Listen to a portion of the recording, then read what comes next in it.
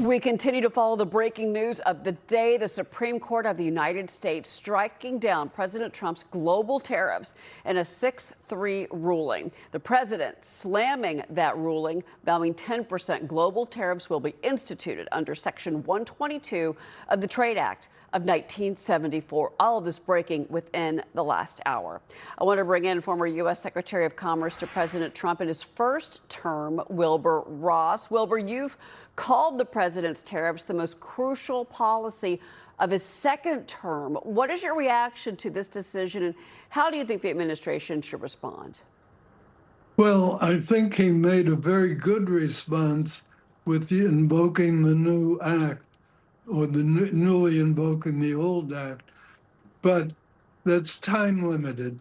By July, the Congress will have to vote on whether or not to let him continue with the 10% tariff.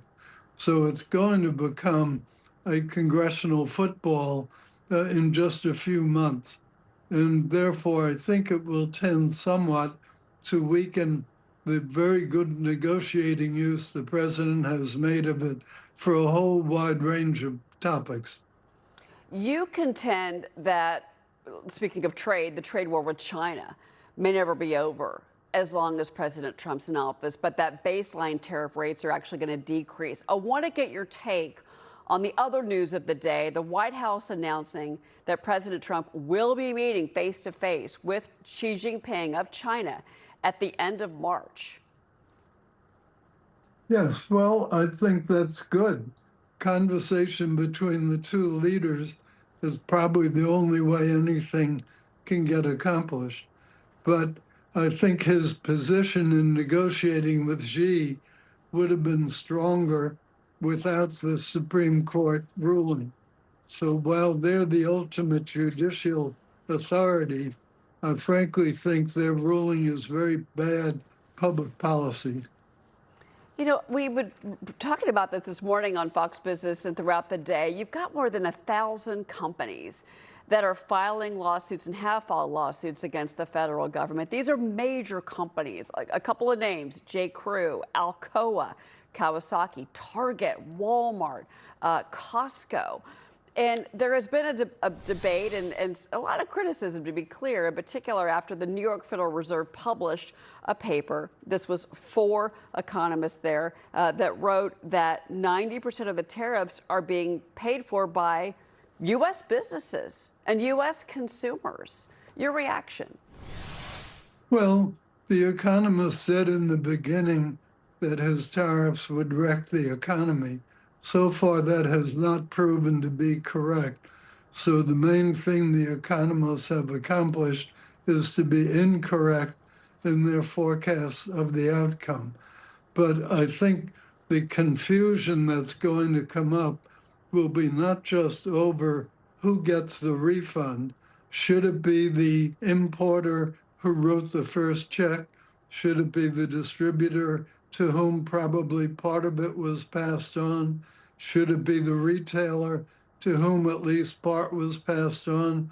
Or to the consumer to whom a lot of it was passed on? And if it's to the consumer, how do you allocate it? Not everybody has bought the same quantity of all these different products that were tariffed.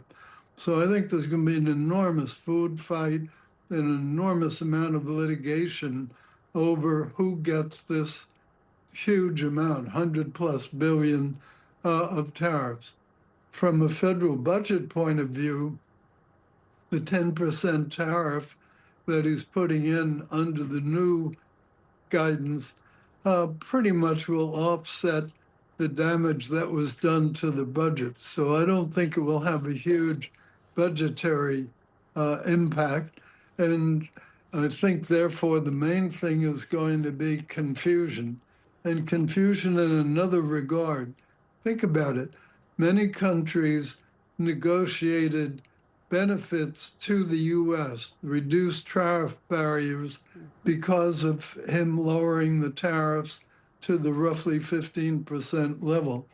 Now that that's not going to be, will they live up to those concessions, or will they now say, well, we're going back to our old higher tariffs on U.S. products.